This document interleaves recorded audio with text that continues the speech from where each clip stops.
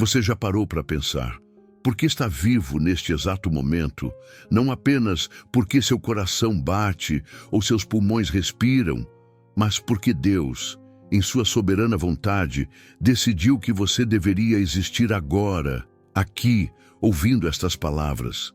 Jonathan Edwards dizia que toda a nossa vida deve ser vivida diante da face de Deus e que cada instante é carregado de significado eterno. Você entende o peso disso? Cada pensamento que você cultiva, cada escolha que você faz, cada afeto do seu coração, está diante do olhar santo e penetrante do Criador. O homem moderno vive como se Deus fosse uma ideia distante, quase irrelevante para as decisões do dia a dia. Mas Edwards nos lembra: Deus é a realidade mais concreta, mais presente e mais inevitável que existe. Ignorá-lo não diminui sua existência, apenas aumenta a nossa própria condenação.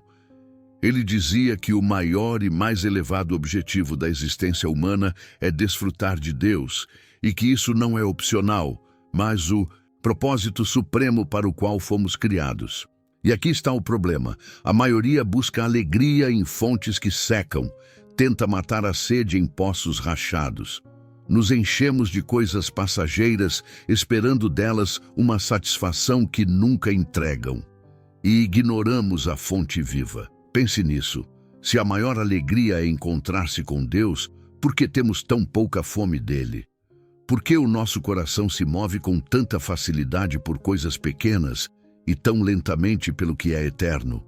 Edward sabia que a resposta estava na natureza corrompida do ser humano.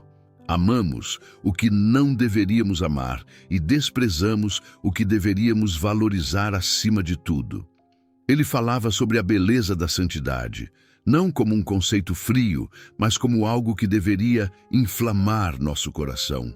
Ele cria que a santidade não é apenas uma obrigação moral, é o próprio perfume de Deus derramado na alma. Quando a santidade entra, o pecado perde o sabor. Quando a luz do céu brilha, as sombras do mundo já não nos atraem como antes. Mas aqui está o ponto que incomoda. Se não nos deleitamos em Deus agora, o que nos faz pensar que o desejaremos na eternidade? Edwards alertava que o céu não é um lugar para quem simplesmente quer escapar do inferno. É o lar daqueles que amam profundamente a Cristo, que encontram nele a plenitude da alegria. Sem essa transformação interior, a eternidade com Deus não seria um paraíso, mas um tormento. Isso nos leva à pergunta mais urgente: onde está o seu tesouro? Onde o seu coração repousa quando ninguém está olhando? Se você fosse colocado diante de Deus agora, o que dominaria seus pensamentos? A alegria de encontrá-lo ou o medo de ser descoberto? Edwards também falava do peso da glória de Deus. Ele dizia que contemplar a majestade divina não é algo leve, confortável ou superficial. É algo que quebra o orgulho, que coloca o homem de joelhos e o faz perceber o quão pequeno ele é diante do infinito. Mas, paradoxalmente, é também o que mais nos eleva, porque fomos feitos para isso, para viver embriagados da beleza de Deus, maravilhados com sua grandeza e satisfeitos em sua presença. No entanto, essa visão não é concedida aos indiferentes. Ela é dada aos que se humilham, aos que se arrependem, aos que reconhecem que sem Cristo nada são. E o arrependimento, para Edwards, não era apenas um ato inicial na vida cristã, mas um estado contínuo de quebrantamento diante de Deus. Um coração que diariamente se volta para Ele, confessando: Senhor, sem Ti estou perdido. O mundo quer nos convencer de que a vida é curta demais para ser vivida com tanta seriedade. Edwards, no entanto, pregava o contrário. A vida é curta demais para ser vivida sem essa seriedade, porque cada segundo é um investimento na eternidade, ou para a glória ou para a vergonha. Ele nos chamava a viver com urgência espiritual, a não desperdiçar dias, a não tratar o tempo como se fosse renovável.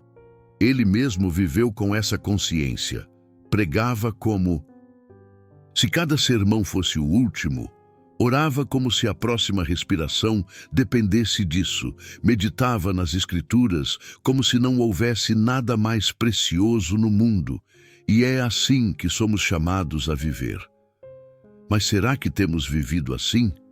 Talvez a pergunta mais desconfortável que Edwards nos deixaria hoje seja esta: o que você está fazendo agora que terá valor daqui a 10.000 anos? Não estou falando de conquistas profissionais, reconhecimento social ou acúmulo de bens.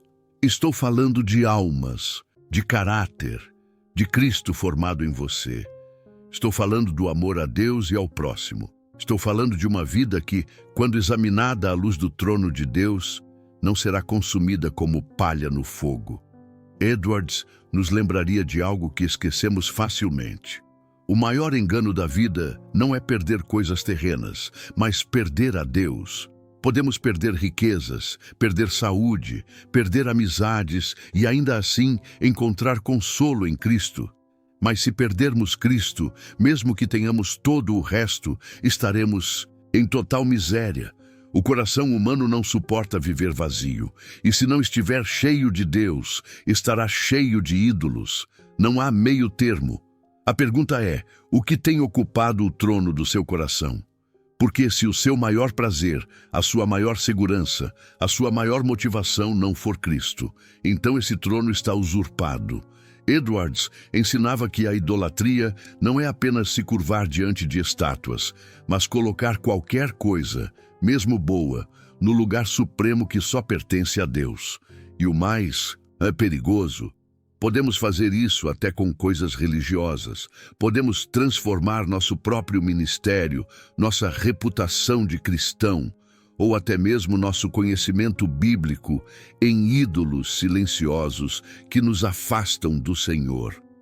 Ele pregava que a fé verdadeira não é apenas concordar com verdades sobre Deus, mas sentir essas verdades queimarem na alma. É experimentar o peso, a beleza e a doçura da presença divina de tal forma que o pecado se torna amargo e a santidade se torna irresistível. Isso não significa viver sem lutas, pelo contrário. Edwards sabia que a vida cristã é uma guerra contínua contra a nossa carne, contra o mundo e contra o diabo. Mas essa guerra é travada com os olhos fixos em Cristo e não em nossa própria força. Porque a santidade para ele era obra da graça. Graça que nos chama, que nos transforma e que nos sustenta até o fim. E aqui está um ponto que ele repetiria com urgência: a eternidade não espera por ninguém. Não há garantias para o amanhã. Cada suspiro que damos é um presente imerecido. Uma nova oportunidade para nos reconciliarmos com Deus, para buscarmos sua face, para corrigirmos nossos caminhos. Mas um dia, o último suspiro virá, e então não haverá mais acordos, mais desculpas ou mais adiamentos. Edwards advertia que o inferno está cheio de pessoas que pretendiam se arrepender amanhã. Mas o amanhã não chegou. E para cada coração que adiou a entrega a Cristo, o julgamento veio como um ladrão na noite. Por isso, ele falava com tanta clareza sobre o arrependimento verdadeiro. Não se trata de sentir remorso por causa das consequências do pecado, mas de sentir horror por ter ofendido a Deus. É a mudança radical de mente e coração que nos leva a abandonar o pecado, não porque ele é feio aos nossos olhos, mas porque ele é abominável aos olhos santos do Senhor. O arrependimento não é uma lágrima passageira, mas uma decisão diária.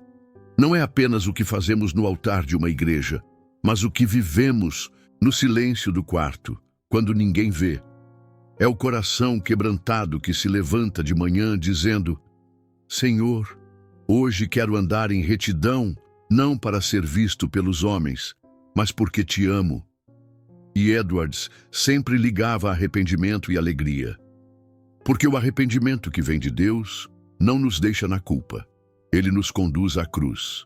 E na cruz encontramos a alegria indestrutível de saber que fomos perdoados. Essa alegria Não é frágil como as felicidades do mundo, que desaparecem diante da primeira tempestade.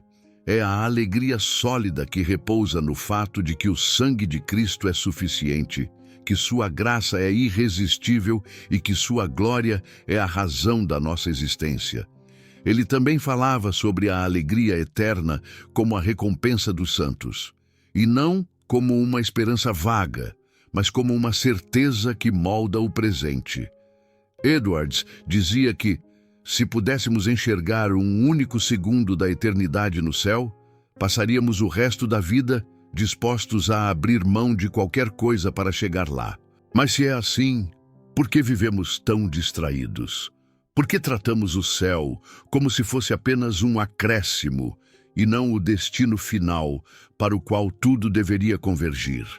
Talvez porque, como ele alertava, temos uma visão muito pequena de Deus e uma visão muito grande deste mundo.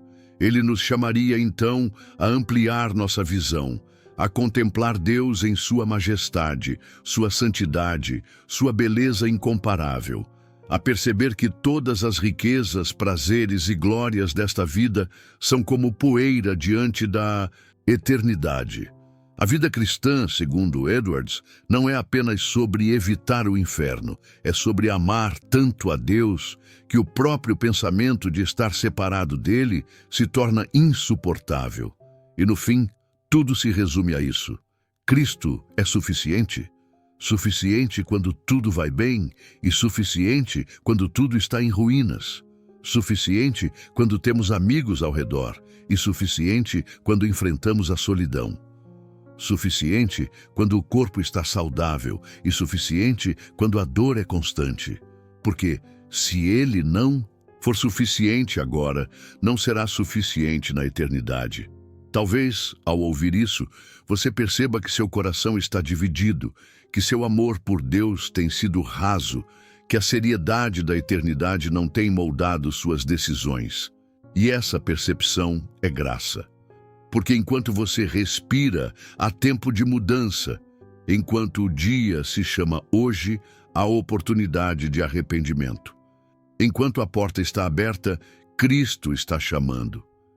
Jonathan Edwards não pregaria para você sair daqui apenas reflexivo, mas transformado. Não para você admirar a mensagem, mas para você se render a ela. Não para você sentir peso, mas para você agir. Então eu termino com as palavras que, de certa forma, ecoam a essência do que Edwards pregaria. Não desperdice a sua vida. Não trate Deus como um acessório. Não viva como se a eternidade fosse um detalhe. Viva cada dia diante da face do Senhor, buscando a beleza de sua santidade, bebendo da alegria da sua presença e preparando-se para o dia em que o verá face a face. E nesse dia que a sua alma possa dizer, sem sombra de dúvida, este é o Deus que eu amei. E Ele é tudo o que eu sempre quis.